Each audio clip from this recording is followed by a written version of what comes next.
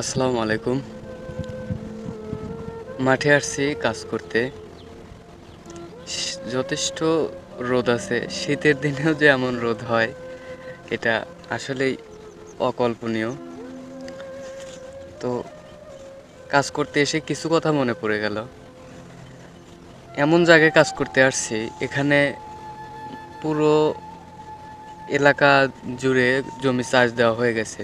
But এই জায়গাটা এখনো চাষ দেওয়া হয়নি, কারণ একদম নিচু ক্ষেত, যার কারণে এখনো কাদা, তাই এখনো চাষ দেওয়া হয়নি। তো আসলে মানুষ বলে কষ্ট না করলে সুখ মেলে না। আসলে কষ্টটা কার জন্য, সুখটা কার জন্য? আসলে সুখটা আমার নিজের নাকি আমার পরিবার, ভবিষ্যতে সন্তান স্ত্রী আছে তাদের জন্য?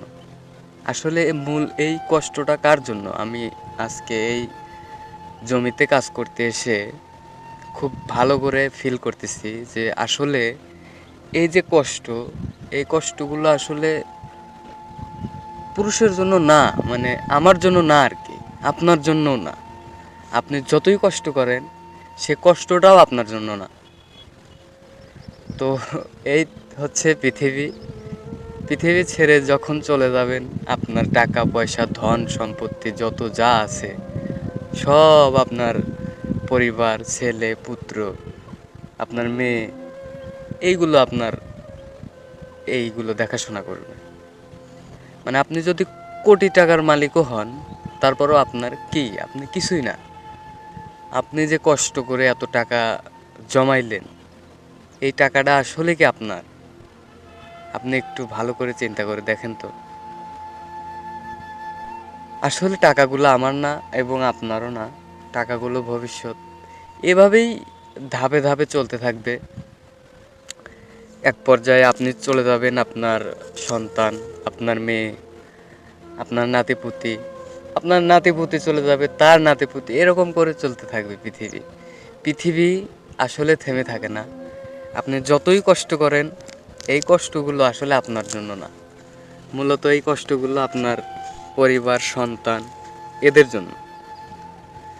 আজকে এই রোদের মধ্যে কাজ করতে এসে এতটুকু ফিল হলো যে আসলে আমরা যে এত কষ্ট করি, আসলে কষ্টগুলো আমাদের জন্য না।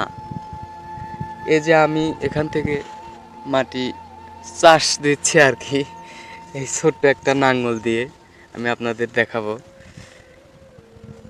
এত কষ্ট আসলে মানুষ, সব মানুষ এত কষ্ট করে না। তবুও আমি আল্লাহর রহমতে, আল্লাহ যতটুকু কষ্ট করার তৌফিক দান করে, আমি প্রচণ্ড কর্ম করব আমি ইনশাল্লাহ, যদি বেঁচে থাকি। তো আমার জন্য সবাই দোয়া রাখবেন এবং আমার ইউটিউব চ্যানেল এবং ফেসবুক পেজ অবশ্যই ফলো দিয়ে রাখবেন। সবাইকে ধন্যবাদ। আসসালামু আলাইকুম ওয়া রাহমাতুল্লাহি ওয়া বারাকাতুহু।